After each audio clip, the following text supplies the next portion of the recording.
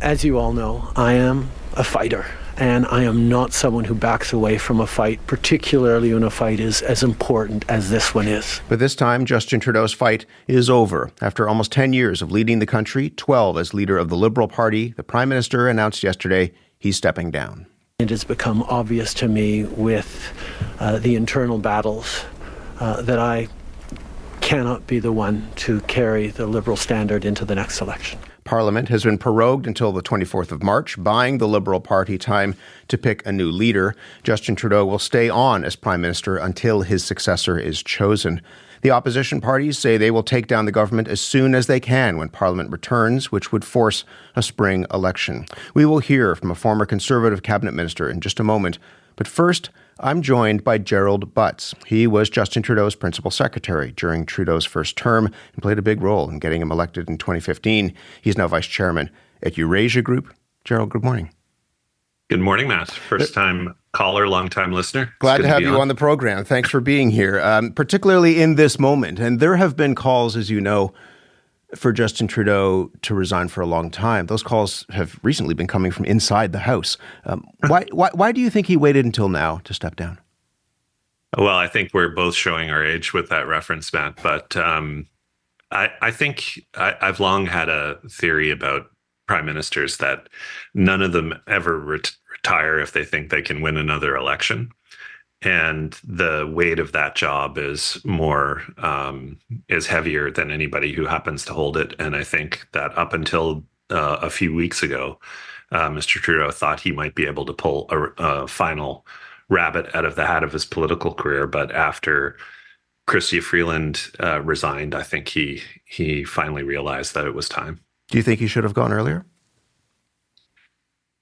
Well, I mean, I think it's hard to say that he left at the appropriate time, if I can put it that way, Matt. It would have been a much more orderly transition for, most importantly, the country and certainly the party had he gone sooner than he did. But I also I know how difficult those jobs are, and I don't want to be one of those people screaming from the sidelines.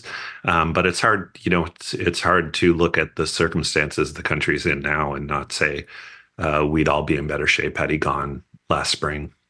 Knowing him as you do, how much responsibility do you think he takes for where the party is right now? I think he, like most politicians at the end of their political careers, he's trying to put into perspective the full sweep of his career, right? So it's easy to say at a low moment in politics that you're responsible for the bad times. But I think he's also trying to put in perspective that the Liberal Party he took over in 2013 was certainly not the Liberal Party that you and I grew up with. It was in third place at its lowest electoral ebb of our lifetimes. And he also, I think, understandably wants to be recognized for bringing it from that position into a majority government. But there's a reason we're all still reading Shakespeare, or at least interested in Shakespeare. These narrative arcs are eternal, and with tragic heroes, the things that serve them incredibly well on the way up often serve them incredibly poorly on the way down. And in Mr. Trudeau's case, I think that's his admirable stubbornness and self-confidence, which had he not possessed those qualities in spades in the spring of 2015, when the party went from competitive in the polls to third place after Rachel Notley's election in Alberta, I'm not sure we'd be having this conversation right now. You wrote on Substack recently, these are your words, "In happier times, Mr. Trudeau was a scrappy young leader with an admirable sense of optimism about both his country and his party." What happened to that Justin Trudeau, do you think? Well, maybe my political idol and my first mentor in politics, Dalton McGuinty, used to say that governing is corrosive to your idealism, that there are things that you have to manage every day and you're beset by problems from all sides. And it's easy to become focused on every difficult challenge you're dealing with. And I think that over time, those things accumulate and they're a grind, Matt. affect the way you look at the world. They affect your body language and posture. And I think that's why most politicians have a natural best before date, and prime ministers in this country, that seems to be somewhere in and around plus or minus a year to 10 years. Well, but it leads in some ways to, I mean, this is a question that I asked Justin Trudeau when he was here in this studio, which is why so many Canadians dislike him. This is a personal thing. It's not so much about, I mean, maybe there's elements of the party, maybe there's elements of larger politics, but he himself has become a lightning rod. Why do you think that is?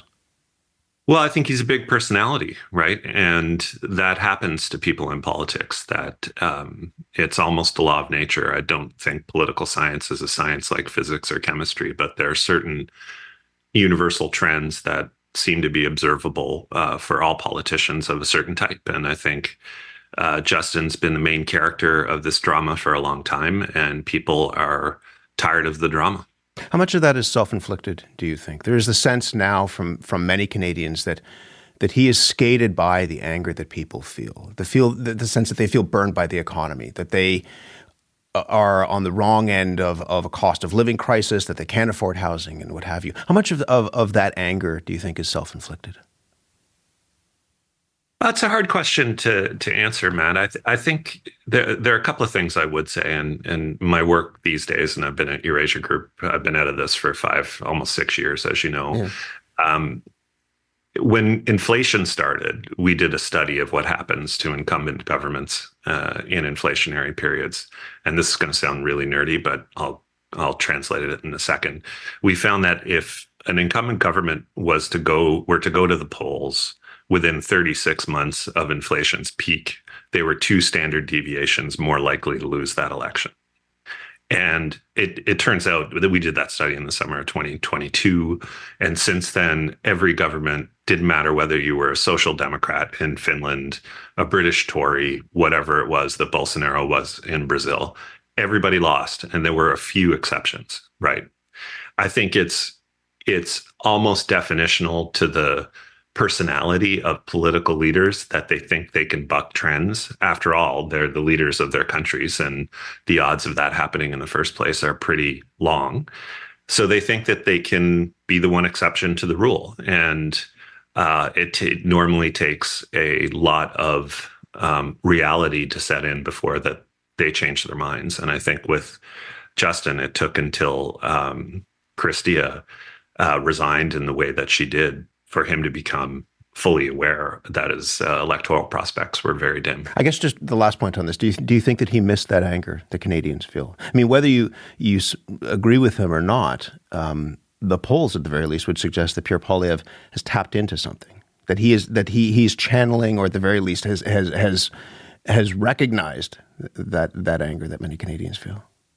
Yeah, I think that's true. And I think that the government and the prime minister have for a long time thought or hoped that anger would abate as the economy improved.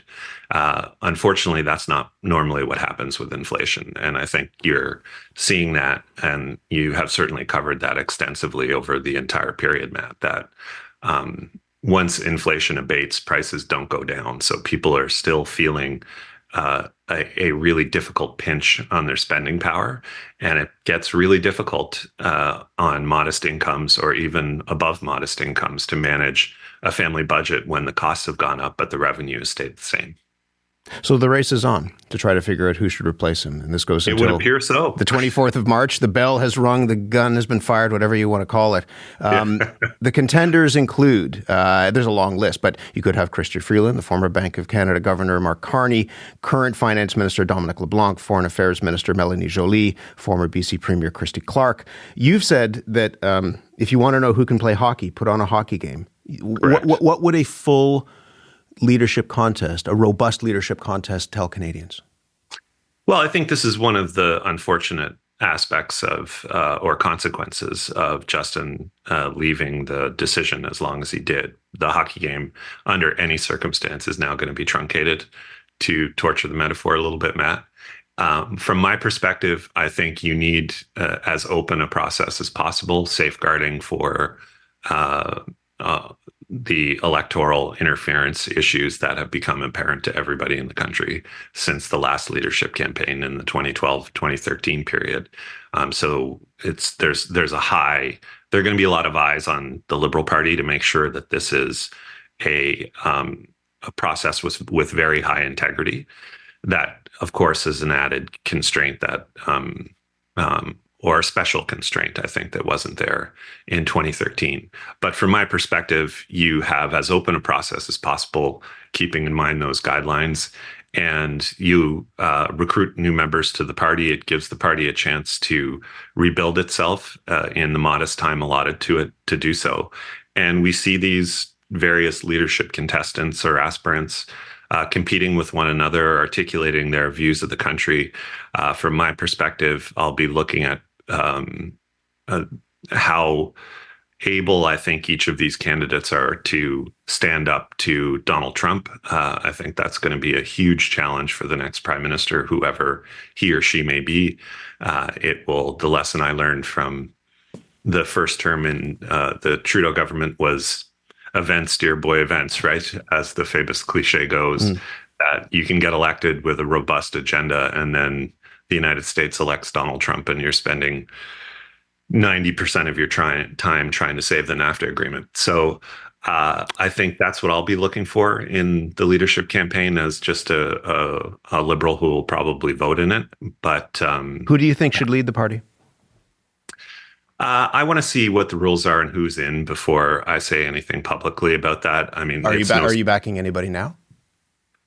It's no secret that Mark Carney is a friend of mine, and I informally support him. I think I watched Mark deal with what I think is an almost eerily similar situation with the Brexiters, and he did a very difficult and necessary job extraordinarily well, and protected as much as he could as governor of the Bank of England, the British economy and regular Britons in a very difficult period. And I think we're headed into a similar one here. So we need someone with that kind of character. Just before I let you go, do you think you also wrote that Justin Trudeau has put the party back in some ways where he found it. That's in the political wilderness. The polls suggest that oblivion awaits. Do you think that with the right leader, the Liberals can make a comeback with voters this time?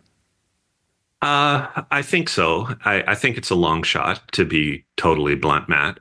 It's not easy to overcome a 20 to 25 point deficit, depending on which poll you look at. But I also think that a lot of the support for the Conservatives is simply an anti-Trudeau sentiment. It's hard to tell how much of that is an anti-Trudeau sentiment and how much of it has bled into the fabric of the liberal brand at this point. But one thing I've learned over, 2 stints in politics, I don't think I ever entered an election campaign in the lead.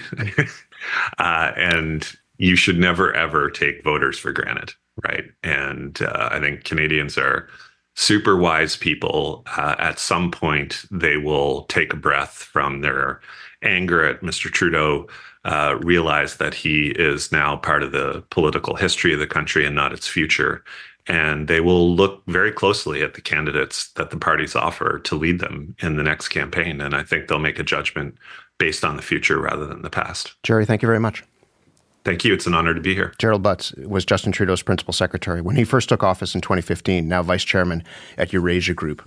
Conservative of the year, Pierre Poilievre, his immediate response to the prime minister's decision to step aside came a video statement. And the message of that video, it won't make any difference.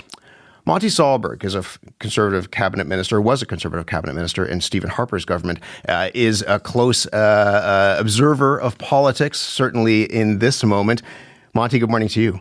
Good morning. We just heard that, as I said, Pierre Poilievre says that whatever happens right now, and it doesn't matter who comes in to lead the Liberal Party, Pierre Poilievre believes that won't make a difference, that this will not change the fortunes of the Liberals. Is it not good news for a party to get rid of a very unpopular leader?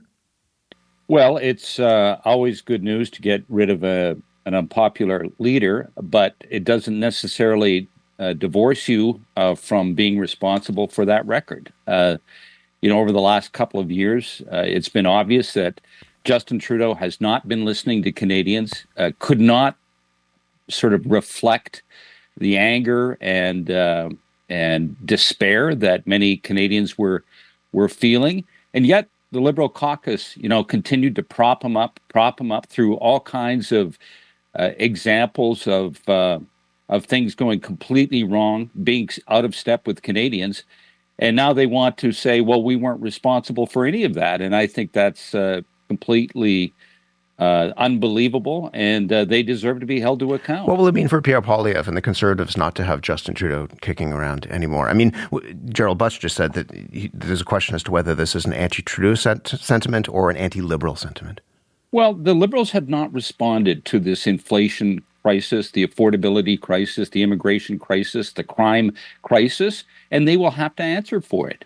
Jerry made the point about inflation hurting governments. Well, guess what? All those Liberals who are going to be involved in this leadership race were part of that government, and they have not done what they needed to do. They could have pushed him out 2 years ago and should have pushed him out 2 years ago, but instead, despite the fact that they knew he wasn't responding to this urgent need to help Canadians, they let him continue on. Does that change if someone like Mark Carney or Christy Clark, the former Premier of British Columbia, comes in? They haven't been part of this government. Does that allow the party to turn the page, do you think?